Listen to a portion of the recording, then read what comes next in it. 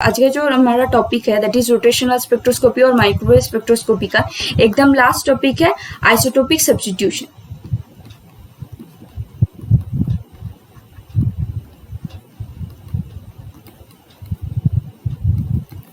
ठीक है, तो आइसोटोपिक सब्स्टिट्यूशन पढ़ने से पहले हमको थोड़ा सा रिकॉल करना पड़ेगा कि कौन सारे मॉलिक्यूल्स थे जो कि रोटेशनली और माइक्रोवेव एक्टिव थे। तो रोटेशनली एक्टिव और माइक्रोवेव एक्टिव होने के लिए जो मेजर क्राइटेरिया था, तो मॉलिक्यूल्स को डाइपोल मोमेंट होना जरूरी है। एक तो परमानेंट डाइपोल मोमेंट चाहिए और दूसरा बाई रोटेशन उनके डाइपोल मोमेंट का एक चेंज भी होना पड़ेगा। तो वो क्राइटेरिया अगर कोई मॉलिक्यूल मैच करता है तभी वो मॉलिक्यूल को हम रोटेशनली एक्टिव और माइक्रोवेव एक्टिव बोल सकते हैं। ऐसा एक अगर एग्जाम्पल हम कंसिडर करते हैं दैट इज HCl का। तो हमने आइसोटोप्स के बारे में भी पढ़ा है। आइसोटोप्स के बारे में हमने बहुत ही छोटे क्लास में पढ़ा था कि आइसोटोप्स कौन से होता है। आइसोटोप्स आर बेसिकली जिनके पास एटॉमिक नंबर सेम होते हैं बट मास नंबर डिफरेंट होते हैं। Isotopes have same atomic number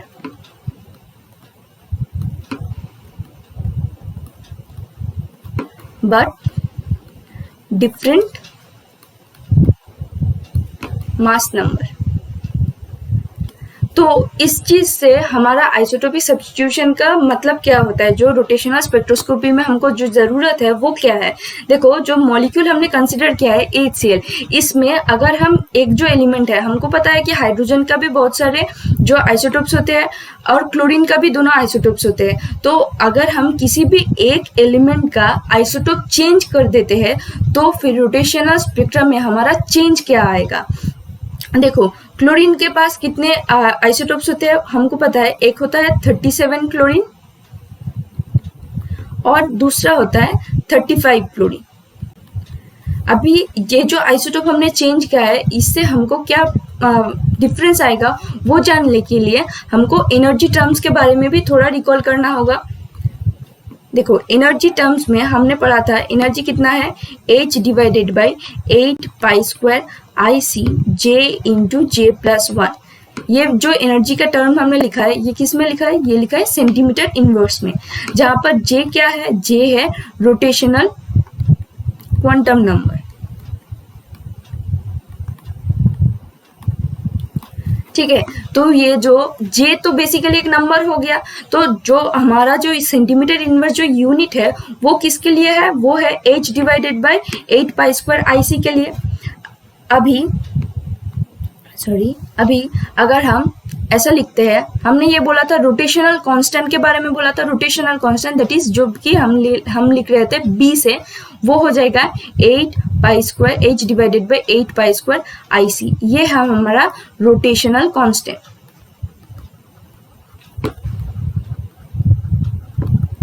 okay, तो हमको ये पता है यहाँ पर 8 जो है दैट इज प्लैंक्स कांस्टेंट, 8 और पाई स्क्वायर ये भी कांस्टेंट है। C जो है लाइट का स्पीड है वो भी कांस्टेंट होगा। तो इस पूरा चीज से हम ऐसे बोल सकते हैं B is inversely proportional to I। अभी I क्या है, I है मोमेंट ऑफ इनर्शिया।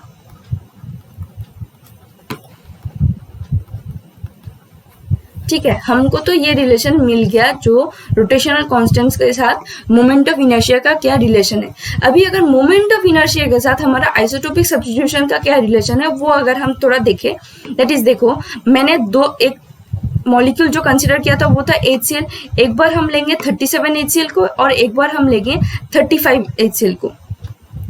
तो इसको लेने से पहले हम थोड़ा मोमेंट ऑफ इनर्शिया के बारे में डिस्कस कर ले। अगर हम मोमेंट ऑफ इनर्शिया में कोई भी एक मॉलिक्यूल को कंसिडर करते हैं जहां पर दो बॉडीज होंगे, एक का मास होगा m1 और दूसरे का मास m2 होगा, तो मोमेंट ऑफ इनर्शिया का वैल्यू होता है म्यू आर नॉट स्क्वायर। अभी r क्या है, r होगा ये जो दो एंटिटीज है m1 एंड m2 उनके बीच का डिफरेंस होगा। तो अगर इस सेम चीज को हम इस मॉलिक्यूल्स के ऊपर डिस्कस करें तो बेसिकली क्या होता है, m1 एंड m2 हो जाएगा हमारा एक, अगर हम कंसिडर करते हैं m1 be the mass of hydrogen and m2 be the mass of chlorine.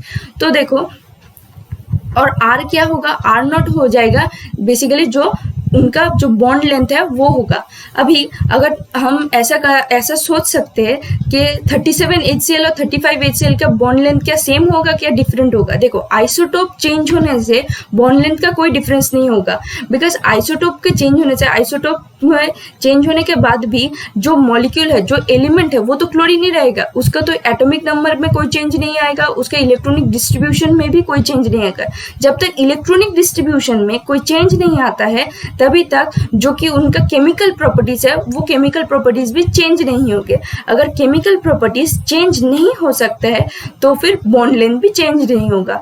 Therefore हम 37 HCl लेते हैं या फिर 35 HCl लेते हैं, इसमें बॉन्ड लेंथ का उतना कोई फर्क नहीं पड़ेगा। जो भी फर्क पड़ेगा वो मास के ऊपर पड़ेगा। देखो, अभी ये जो म्यू है, म्यू जो टर्म है वो है रिड्यूस्ड मास, जिसको हम एक्चुअली लिख सकते हैं m1 into m2 divided by m1 plus m2 into हम r0 स्क्वायर को रख देते हैं। देयरफॉर हम ये जो हमको ये वैल्यूज प्रोवाइड किया जाता है, अगर किसी भी मॉलिक्यूल का रोटेशनल कांस्टेंट का वैल्यू अगर हमको प्रोवाइडेड है तो वहाँ पे हमको पता है h तो कांस्टेंट होगा, 8 पाई स्क्वायर कांस्टेंट है, c भी कांस्टेंट है, i का जो वैल्यू है i को हम लिख सकते हैं mu into r0 square. Therefore mu को भी हमको डिड्यूस करके हम ऐसा लिख सकते हैं that is m1 into m2 divided by m1 plus m2। अगर हमको मॉलिक्यूल कौन सा है वो भी बोल देते हैं या फिर मॉलिक्यूल में जो एलिमेंट्स है उनका मास प्रोवाइड कर दिया जाता है तो फिर हम जो बॉन्ड लेंथ है उसको डिराइव कर सकते हैं। वो मैथमेटिकली हम ऐसे ही कर सकते हैं, m1 एंड m2 का वैल्यू हमको पुट कर देना होगा फॉर्मूला में, सिंपली ये सिंपल एक मैथमेटिकल कैलकुलेशन होगा। तो नेक्स्ट में हमको मिल गया जो मोमेंट ऑफ इनर्शिया है उसके साथ मास का क्या वैल्यू है। अभी देखो, ये जो हमने वैल्यूज लिखे हैं यहाँ पर, एक था 37 क्लोरीन और एक था 35 क्लोरीन। हाइड्रोजन का मास हमको पता है जो कि होता है 1 के इक्वल, और 35 क्लोरीन और 37 क्लोरीन में हम देख ही सकते हैं 35 में 35 होगा क्लोरीन का मास और 37 में 37 होगा। तो यहाँ पर अगर हम वो वैल्यू पुट कर देते हैं दैट इज m1 का तो वैल्यू चेंज नहीं होगा। HCl मॉलिक्यूल में हम अगर देखें ये कितना वैल्यू शो करेगा, 1 इंटू 35 डिवाइडेड बाई 1 प्लस 35, ये होगा 35 HCl के लिए। और यहाँ पर अगर हम देखें 1 into 37 divided by 1 plus 37, r0 का वैल्यू में चेंज नहीं हो तो उसको हम कंसिडर नहीं कर रहे हैं। तो अभी देखो जितने वैल्यूज हमको मिले हैं वहां से हम ऐसे बोल सकते हैं मोमेंट ऑफ इनर्शिया कब चेंज होगा, अगर हमारा मास चेंज होता है। मास अगर इंक्रीज करेगा तभी मोमेंट ऑफ इनर्शिया का वैल्यू भी इंक्रीज कर जाएगा। ठीक है, तो हमने मास और मोमेंट ऑफ इनर्शिया में रिलेशन देख लिया और हमने मोमेंट ऑफ इनर्शिया और बी का भी रिलेशन देख लिया जो कि इनवर्सली प्रोपोर्शनल है। तो हम कंक्लूजन ये बोल सकते हैं अगर मास इंक्रीज करता है तो फिर मोमेंट ऑफ इनर्शिया भी इंक्रीज करेगा, बट मोमेंट ऑफ इनर्शिया अगर इंक्रीज करता है तो बी का वैल्यू जो कि है रोटेशनल कांस्टेंट उसका वैल्यू डिक्रीज हो जाएगा। अभी ये जो चेंज है, इस चेंज है हमारे स्पेक्ट्रम में क्या चेंज आएगा। थोड़ा मैथमेटिकल जो पोर्शन था वो हमने देख लिया, अभी हमको देखना पड़ेगा स्पेक्ट्रम में चेंज क्या आएगा। स्पेक्ट्रा के लिए भी थोड़ा सा रिकॉल करना पड़ेगा, दैट इज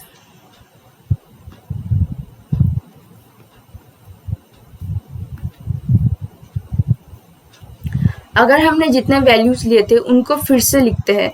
एनर्जी का वैल्यूज जो लिया था, एनर्जी हमने क्या बोला था, जितना ही एनर्जी इंक्रीज करता जाएगा एनर्जी लेवल्स के बीच का गैप भी इंक्रीज करता रहेगा।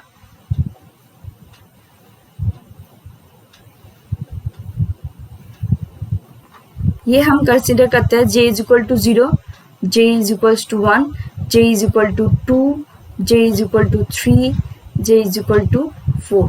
ओके, तो ये जो हमने कंसिडर किया है, यहाँ से हमको जो एनर्जी का वैल्यूज था उनका वैल्यूज कितना था, यहाँ था 0B, ये था 2B, इसके बाद 6B, इसके बाद 12B, इसके बाद 20B।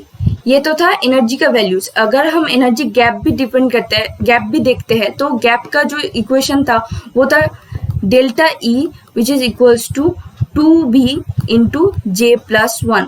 यहाँ पे जे का कौन सा वैल्यू पुट करना पड़ेगा, जो कि लोअर एनर्जी का है। अभी सिलेक्शन रूल भी थोड़ा रिकॉल कर लेते हैं। सिलेक्शन रूल था delta G is equals to +-1, मतलब 0 to 1, 0 to 1, 1 to 2, 2 to 3 ऐसा ट्रांजिशन होगा। 0 to 2 और 0 to 3 ऐसा कोई ट्रांजिशन पॉसिबल नहीं है। तो हमने ये जो देख लिया, ये देखने के बाद अगर लेट अस कंसीडर कि ये जो पिक्चर हमने देखा है, ये डायग्राम हम 35 क्लोरीन के लिए बोल रहे हैं, तो यहाँ पर हम ड्रॉ करने वाले हैं 37 क्लोरीन के लिए।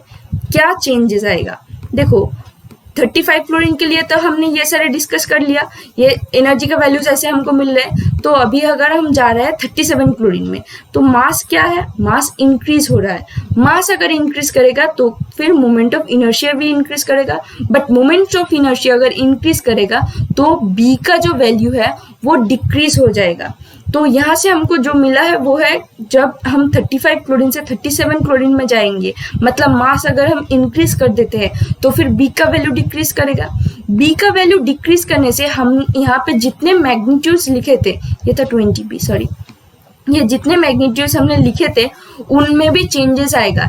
उनके एक्चुअल वैल्यू में तो चेंज नहीं आएगा। अभी भी जो वैल्यू हमको मिलेगा, that is J is equal to 0 के लिए जो वैल्यू मिलेगा वो 0 बी में ही मिलेगा, लेकिन तो 0 को ही हम 0 तो 0 में ही रहेगा, तो उसको हम ऐसे ड्रॉ कर लेते हैं। अभी जो चेंजेस होगा, क्या चेंज होगा वो हम ऐसे यहाँ पर दिखा देंगे जो चेंज क्या है। अभी जो 2b का वैल्यू है, देखो 2 का तो वैल्यू चेंज नहीं होगा, लेकिन b का वैल्यू चेंज हो रहा है, जो कि 2 के साथ मल्टीप्लीकेशन में है। अगर b का वैल्यू डिक्रीज होगा तो 2b का भी तो वैल्यू डिक्रीज हो जाएगा। तो पहले जो हमको j इज इक्वल टू 0 के लिए वैल्यू मिल रहा था वो तो 0 भी था, वो एक ही जगह पर मिलेगा, लेकिन जो 2b का वैल्यू होगा वो थोड़ा डिक्रीज हो जाएगा, वो थोड़ा डिक्रीज हो जाएगा। ये हो जाएगा j इज इक्वल टू 1 के लिए। अभी 6b का वैल्यू भी थोड़ा डिक्रीज हो जाएगा। ऐसे ही 12b का वैल्यू भी डिक्रीज होगा,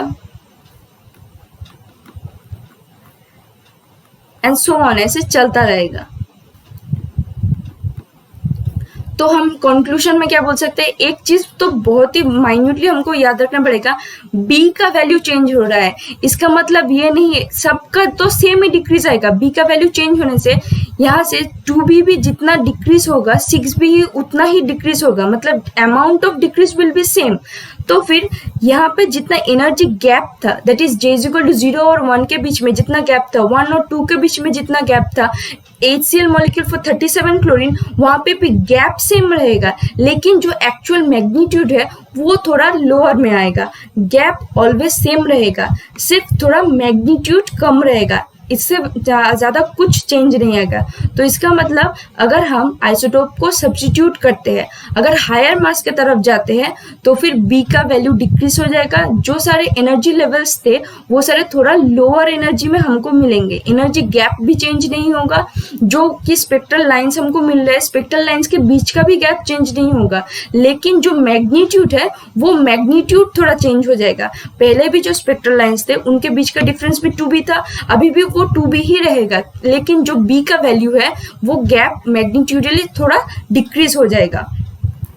और अगर हम ऑपोजिट करते, मतलब हायर मास से लोअर मास तक जाते, तो फिर क्या होता है? एनर्जी का वैल्यू इंक्रीज हो जाता है। यही है हमारा बेसिकली आइसोटोपिक सब्स्टिट्यूशन।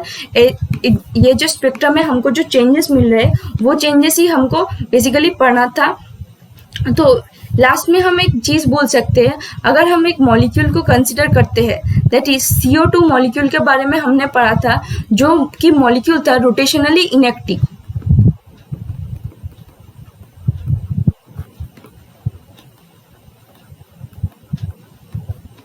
इसका रीजन क्या था? इसका रीजन ये था क्योंकि इनके जो डाइपोल मोमेंट्स है वो डाइपोल मोमेंट्स कैंसिल आउट हो जा रहे हैं। अभी यहाँ पे हमने जो ऑक्सीजन लिए है, अगर दोनों ऑक्सीजन को ही हम O16 बोलते हैं तो फिर तो वो इनएक्टिव ही होगा।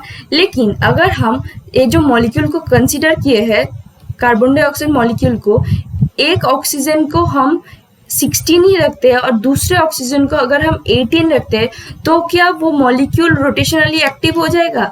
नहीं, वो कभी भी रोटेशनली एक्टिव नहीं होगा, बिकॉज ये जो हमने बोला था दैट इज आइसोटोपिक सब्स्टिट्यूशन के वजह से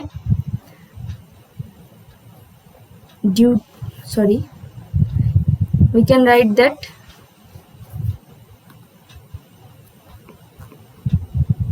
due to isotopic substitution, only mass of the molecule changes, not their electronic configuration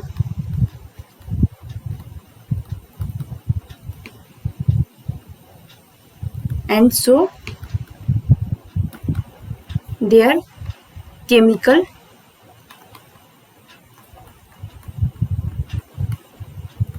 properties. मतलब केमिकल प्रॉपर्टीज हमको पता है कि केमिकल प्रॉपर्टीज इलेक्ट्रॉन्स के ऊपर डिपेंड करते हैं। अगर इलेक्ट्रॉनिक कॉन्फ़िगरेशन ही चेंज नहीं हो रहा है तो केमिकल प्रॉपर्टी कैसे चेंज होगा? तो केमिकल प्रॉपर्टी जो चेंज नहीं हो रहा है उसके वजह से ये मॉलिक्यूल रोटेशनली, ये जो डाइपोल इनएक्टिव ही रहेगा, नो डाइपोल मोमेंट। अगर डाइपोल मोमेंट कोई नहीं होगा तो ये मॉलिक्यूल रोटेशनली इनएक्टिव ही रहेगा।